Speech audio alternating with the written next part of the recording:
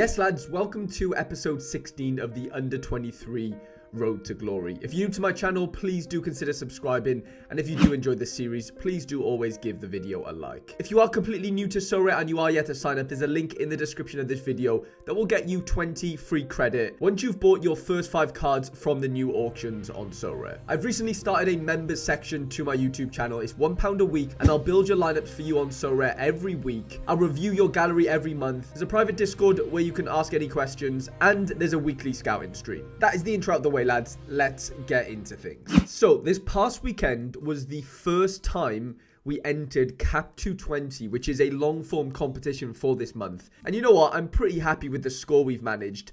327.64 points. The Ramsdale glitch completely worked, to be honest. He got a clean sheet. Okay, no AA score, but the fact that his L15 was 0 meant that this strategy of using Ramsdale this past weekend was a absolute necessity. And Klein Hansel was a little bit disappointing, to be honest. I didn't think they'd win the game. They didn't, but you know, his AA game wasn't really where I thought it would be as my captain. Darland with just under 25 AA, which is pretty good, to be honest, in a 2-0 home win. Again, I thought it'd be a little bit better. Eccles completely blew me out of the water. 100 from him, 2 decisives, 103.5 with the XP. And Koulibaly on his debut, lads, unfortunately did not get us the DA that we were looking for. An attempted assist, a couple of duels won, 12 duels lost, by the way, which is mental. And unfortunately, he couldn't get the DA, like I said. And kind of gives us a little bit of momentum going into this next weekend, where obviously we are going to try and hit another good score in Cap 220. But yeah, just under 330, I think puts us in a decent position. Like, don't get me wrong, we were miles off the top, 140 points off the top, which is an incredible score. But, you know, I think 330 points keeps you in it. It means, you know, I'm still motivated to keep going in this competition. Like, if we would have hit, like, say, 200 points for the first week, I maybe would have given it one more week, but like, yeah, the motivation would have been a lot lower than it is right now. And hopefully we can hit another good score this weekend. And then under 23 limited, we didn't really expect to hit a massive score, to be honest, as we said in the last week's episode. And, you know, the boys did okay. A goal from Madsen, a goal from Monchu. You know, Driouech had a tough fixture, we said that. Darland obviously as our captain, you know, a little bit underwhelming. Could have obviously used Monchu as our captain, but it wouldn't have mattered. We were 47 points away from a tier 5. And Campos didn't keep a clean sheet as we kind of predicted. But luckily he didn't concede 3. But yeah, 308 points, nowhere near good enough. Nearly 50 points away from a tier 5. So scoring was pretty high this weekend. And then Cap 240 limited. We were unfortunately 58 points away from the threshold. Which is, yeah, a fair chunk away, isn't it? Obviously, Kampalak conceding 4 goals is never going to help. If your goalie's conceding more than 3, you are, you know, massively up against it, right? Balki as our captain did okay. Nothing crazy. Like, you're going to want to be hitting, like with your captain, you probably want your captain to be hitting like 70, 80, you know, before captain bonus, realistically, to really give yourself a good chance here. Obviously, your forwards scoring goals helps as well. Ours, unfortunately, didn't. Away to Valencia for Jordan Larson. Cham has been bitterly disappointing recently as well. 5 AA from him, shot on target. But, I mean, come on foot are absolutely shocking right now. So, yeah, what can you do, really? If your team's not scoring goals, then, you know, your player isn't obviously going to score any goals. And Clerk on his debut kind of did what we said, you know, we thought he would do. 27 AA, just under. I'll take it. I think his L15 was like 53, so he outperformed his L15 for us, which is great. But, unfortunately, nowhere near enough to hit the threshold. And, you know what? It is what it is. We didn't expect a reward at under 23. We didn't get it. We probably expected to hit the cap, I think, even though, yeah, I mean, I thought the Kampalat fixture was half decent, even though, you know, Istanbul are a good team. I didn't really expect him to concede 3, but unfortunately did. And that's probably one of the bigger reasons why we didn't hit the cap. And, you know, 220, honestly, I'm going to call it like a semi-success. Like, it's not an unbelievable score, but it definitely gives us motivation going into this weekend to try and hit a better score and to climb those month-long leaderboards. Now, just as far as the gallery goes, we haven't bought anyone since the last episode. We haven't even sold anyone. We're 20 players deep in the gallery so far. Obviously, we've still got the 2 Jasper Darlands. And you know what? I'm in a position where, like, I'm just not really interested in selling anyone right now. I just really want to just roll out my gallery week to week. If anything crazy happens, luckily, touch wood, we haven't really had to deal with any injuries or anything so far, which is a massive, massive bonus. You know, if you're watching this and you have a gallery on Sorare, you'll know that injuries are an absolute killer to a gallery. And yeah, honestly, I haven't really had to deal with too much. Matthias Rio, maybe. Driouech as well for a small amount of game weeks, but not too much to it, like it became, incredibly detrimental to the gallery. And, we've got some informed players right now. Josh Eccles is absolutely on fire right now. £4 we paid for him. What is he actually going for? Look at that. We've nearly doubled our money on Josh Eccles on my old card. Just sold for £9. So over doubled, which is decent. His scores have been absolutely crazy recently. So that's encouraging to see. It shows that our scouting is semi-working. What's Klein Hansel saying price-wise? £6. What do we play for Klein Hansel? £3. His price has doubled as well, by the way. That's pretty interesting. I don't think anyone else is. What's Madsen selling for right now? Because we paid big money for him at the start of the season. So he's at £4, £5, which is understandable. He went rogue for a little bit. U23 Suzuki, by the way, have started the last few games, which is a sneaky one. What do we pay for him? £3. I know he's only selling for £1 odd right now.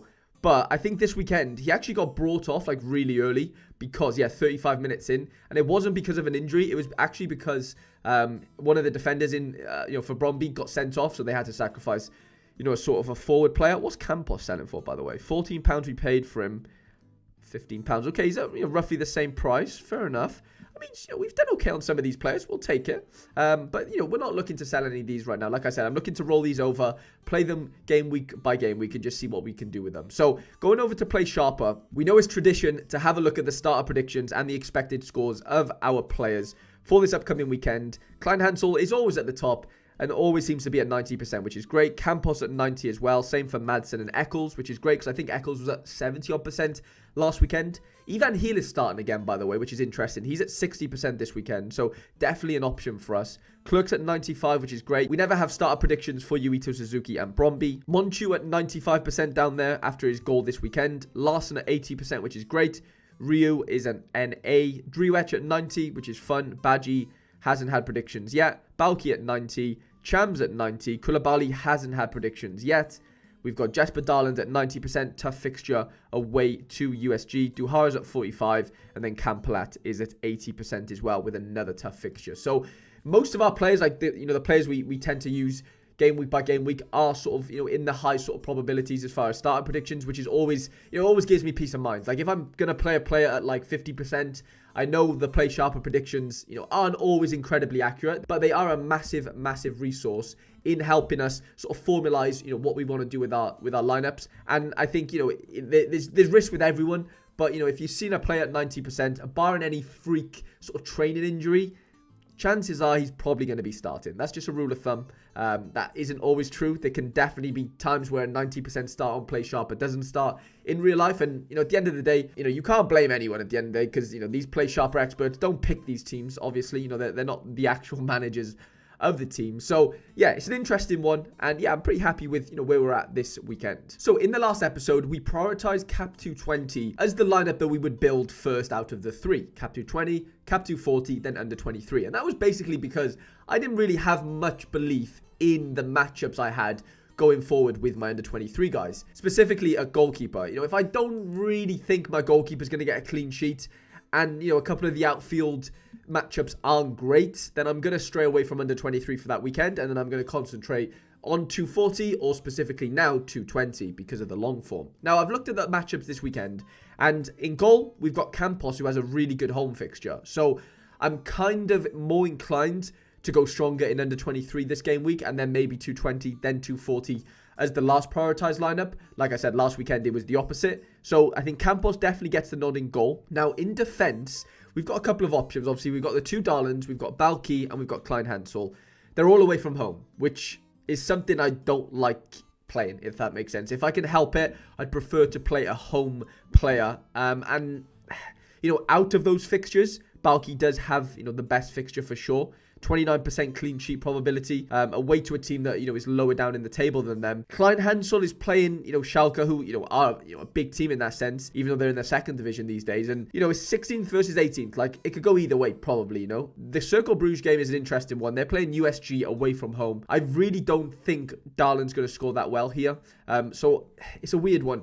Balky probably has the best fixture, I would say, but Klein Hansel does have a very high L15, and I don't know if I could fit that into 220 or 240, so that might mean the Klein Hansel has to fit in here. Now, in midfield, we've got Eccles, Monchu, Cham, Madsen, Heel, and even Suzuki these days. Thankfully, he seems to be a starter over these last couple of games, and with a absolutely beautiful L15, by the way. 32 L15 and a home fixture.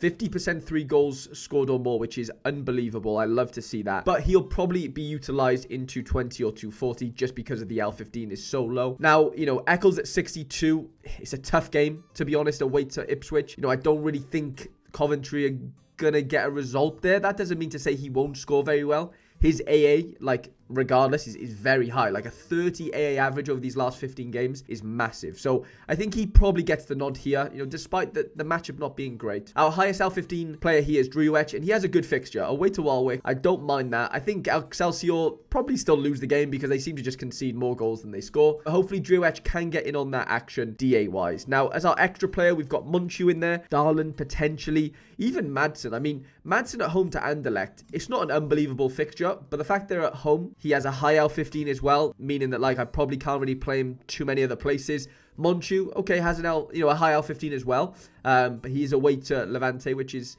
probably an easier game in a way because Valladolid are a decent team in that second Spanish division. But I am kind of tempted to fit Madsen in here. Like, although I'm building this lineup first, I do have the other, 220 and 240 in the back of my mind as far as which L15 players are going to go where and utilizing the lower L15 players elsewhere. So this kind of goes against what I like to do.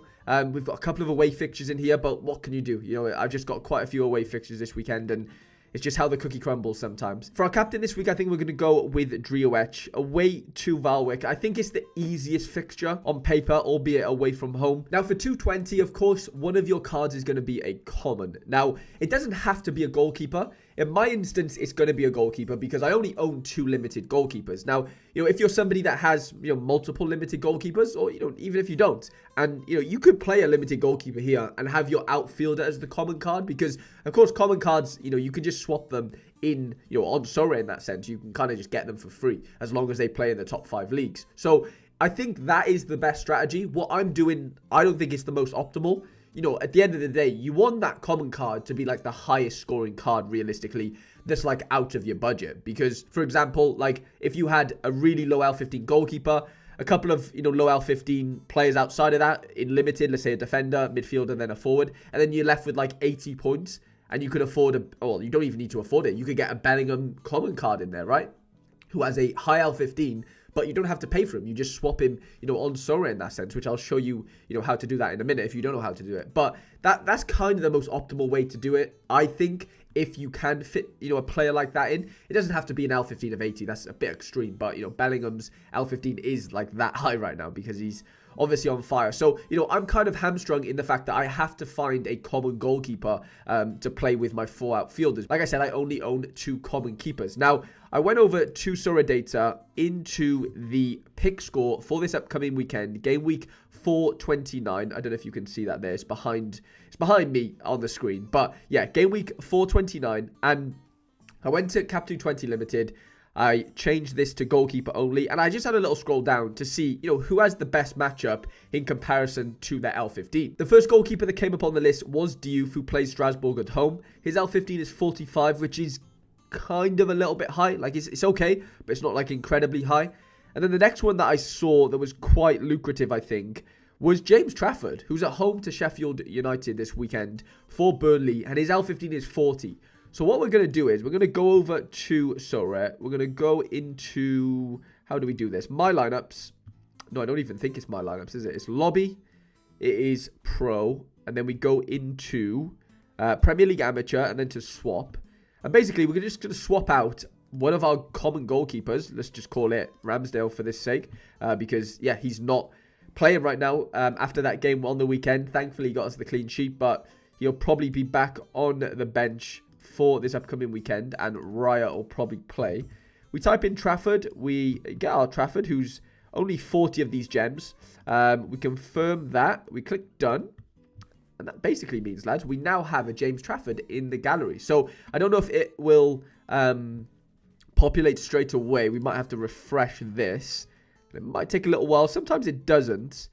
Yeah, so he's not actually in there yet. But, oh, actually, no. Let me update common cards. I think that is the way to do this. And there he is. James Trafford has populated in our Sorare data lineup builder. So that means now James Trafford is going to be our goalkeeper for this weekend. Low L15.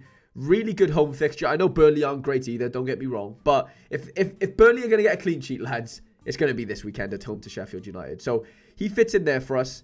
In defense, right, so let me get rid of these commons because we don't need to see commons anymore because we already have Trafford in goal. So in defense, we've got Clerk or Balky. Now, Clerk plays, an easier fixture per se, for sure. Balky has a lower L15, so I am probably, well, I might have to go with Balky in that sense. I really want to fit U23 Suzuki in here. That L15 is stupidly low, and I think we're going to need to take advantage of it. Now, up front, Koulibaly has a tough fixture away to Auxerre, where Larson has a really good fixture at home to Cadiz. The L15s are, different in that sense, 40 to 47. There is a bit of a jump, but I think the fact if we go, we've already gone with Suzuki, who's very low. James Trafford's very low as well. I think we could probably afford to go with the better matchup here and fit Larson in, even though his L15 is a bit higher. That leaves us with 101 points left. Now, what can we do here? I don't know why it's not showing us Balky's L15. I think it's 49, isn't it? Yeah, it is 49. So we could go Balky in there, and then that leaves us with 52. Which, if we toggle by highest to lowest, we can't afford Clerk. We can't afford Darland either. The next best we could afford is Cham or Ivan Heel. Now, Ivan Heel was 60% on Play Sharper, which is definitely a risk, but you do have to take risks in this game sometimes. But they have a great home fixture. Like, even if he comes off the bench, I'd fancy him to maybe pop up with a DA. And if we do go with Heel, okay, we aren't maximizing the 220 points. But you don't necessarily have to do that, I don't think. We've got 4 home fixtures out of 5, which I'm really happy with. Now, captain choice is kind of the tricky one because I don't expect Larson. I expect Larson to score, but I don't expect him to get great AA. Suzuki hasn't got a DA yet this season, and he's only just started starting games. It's basically either Balky or Heel. Now, Heel's fixture would tell me that he's probably the play, even though he's not actually nailed on to start according to Play Sharper.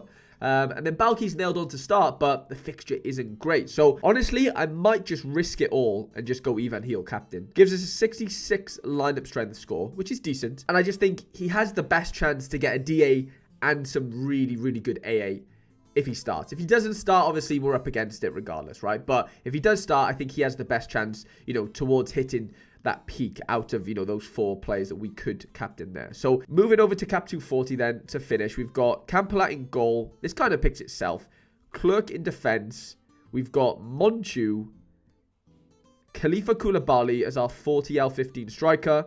And then we could we don't have a choice. We basically have to go for Cham because he's L15 of 47 and we have 47 points left.